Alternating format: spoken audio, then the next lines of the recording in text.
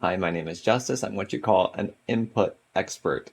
Now, Linus did a video just recently about the big version of this device right here. I'm going to be comparing this one. This is the one he recommended. This is the compact version.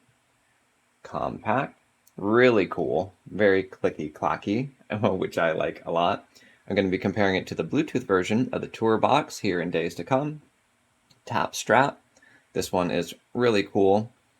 And a few other things that I've had questions about, and I'm going to be looking at this from a couple different perspectives. One, how is it like to game with the compact version? Is it as difficult as Linus says?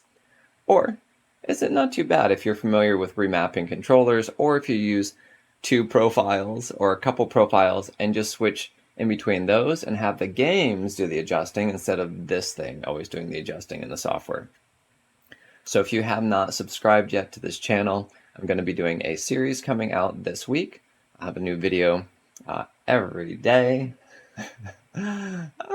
Scares me. If you're interested to find out if this will work for you as a gamer, then subscribe to this channel. And I'm going to be looking at how does this work for content creators?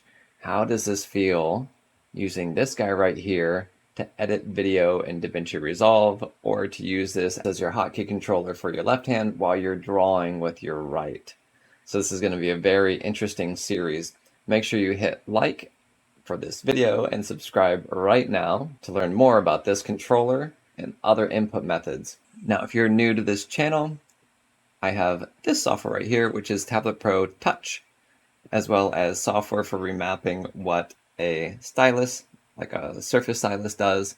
So if you guys are interested in that, I'll have a link to that in the description.